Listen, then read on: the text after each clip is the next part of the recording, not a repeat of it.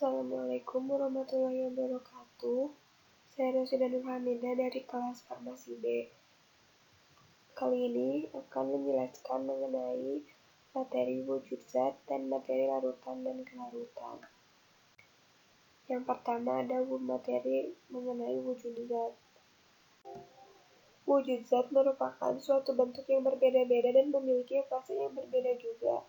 Prinsip dari wujud zat diantaranya zat memberikan wujud, kerapatan dan jarak partikel, sifat gerakan partikel, gaya tarik-menarik antar partikel, dan bobot jenis.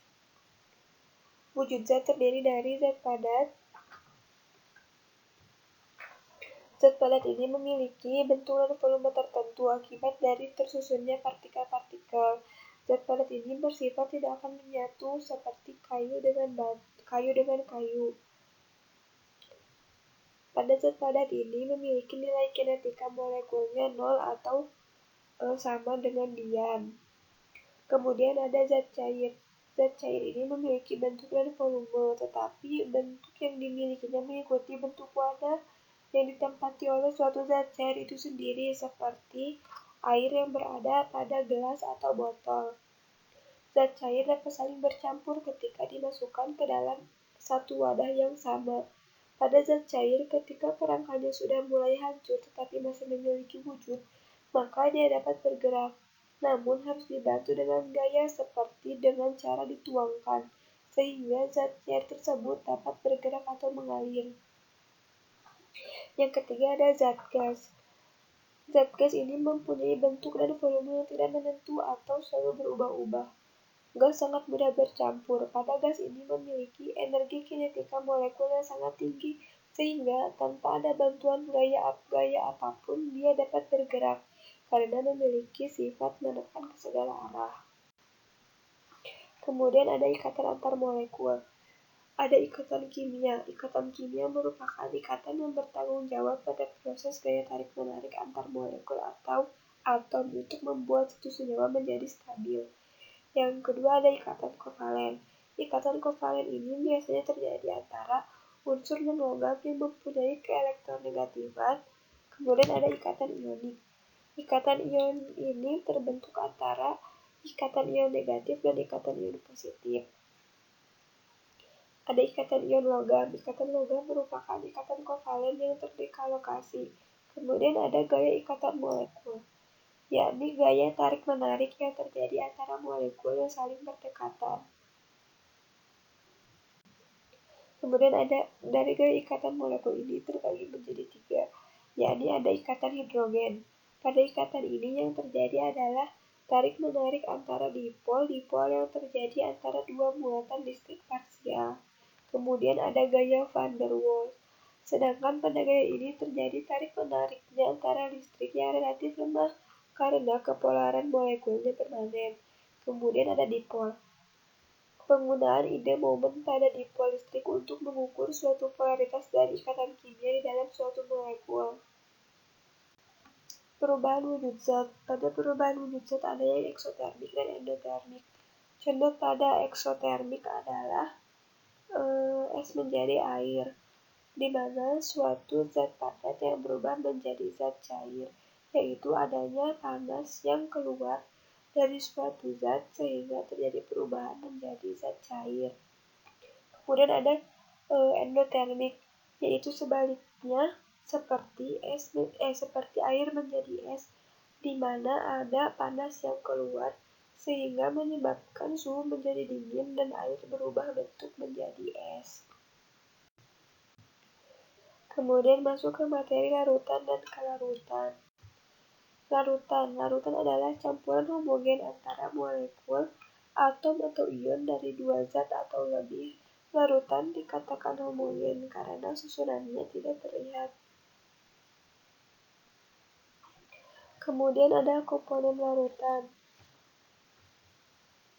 Komponen larutan ini terdiri dari zat terlarut atau salut, atau yang terdispersi, dan zat pelarut atau solvent, yaitu zat yang mendispersi. Kemudian ada jenis larutan. Jenis larutan ini ada larutan tak jenuh. Larutan ini mengandung solut kurang dari zat yang diperlukan untuk membuat larutan jenuh. Kemudian ada larutan jenuh. Larutan jenuh ini mengandung solut yang larut dan mengadakan kesetimbangan dengan solut. Kemudian ada larutan yang sangat jenuh. Jenis pelarut. Jenis pelarut terdiri dari jenis pelarut polar. Pelarut ini bisa digunakan untuk senyawa polar atau suka air. Kemudian pelarut semipolar. Pelarut ini memiliki kepolaran, tetapi sangat rendah namun lebih tinggi jika dibandingkan dengan pelarut nonpolar. Kemudian ada pelarut nonpolar. Pelarut yang tidak polar yang digunakan untuk senyawa yang tidak larut adalah pelarutan polar. Masuk ke bagian kelarutan. Kelarutan merupakan kemampuan suatu zat untuk larut pada zat pelarut tertentu. Kelarutan gas dalam cairan dapat diartikan konsentrasi gas yang terlarut dalam kelarutan pada kesetimbangan dengan gas murni. Kelarutan gas dalam cairan ini dipengaruhi oleh temperatur, di mana semakin tinggi temperatur maka kelarutan gas akan semakin menurun. Kemudian dipengaruhi pula oleh tekanan parsial. Yang kedua ada kelarutan cairan dalam cairan. Pada kelarutan ini dipengaruhi oleh dua faktor, yakni temperatur yang dimana terjadi temperatur pada keadaan minimum atau temperatur pada keadaan maksimum, kemudian penambahan zat asing. Ketika cairan dicampurkan dengan cairan lagi, ada dua kemungkinan yang terjadi, yakni campuran tercampur secara sempurna atau hanya tercampur sebagian. Kemudian ada kelarutan partikular molekular.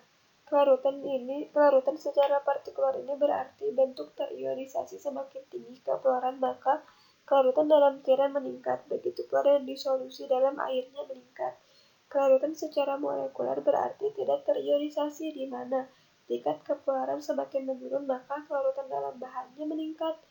Permeabilitas dan absorpsi membran pun ikut meningkat. Yang ketiga ada kelarutan padatan dalam cairan. Kelarutan ini dipengaruhi oleh banyak faktor, diantaranya temperatur, penambahan zat terlarut lain, ion sejenis dan surfaktan, kemudian ukuran partikel dan molekul, dan polimerisme, dan juga pH pelarut. Kemudian ada larutan dapar dan isotonis. Larutan dapar atau larutan penyangga untuk menyangga keadaan pH dan menambahkan sedikit asam atau basa. Larutan dapar ini terdiri dari asam lemah dengan basa konjugasinya atau basa lemah dengan asam konjugasinya. Kemudian ada larutan isotonis. Larutan ini mempunyai konsentrasi zat terlarut yang sama seperti larutan lainnya sehingga tidak terjadi pergerakan air. Demikian yang dapat saya sampaikan. Terima kasih. Wassalamualaikum warahmatullahi wabarakatuh.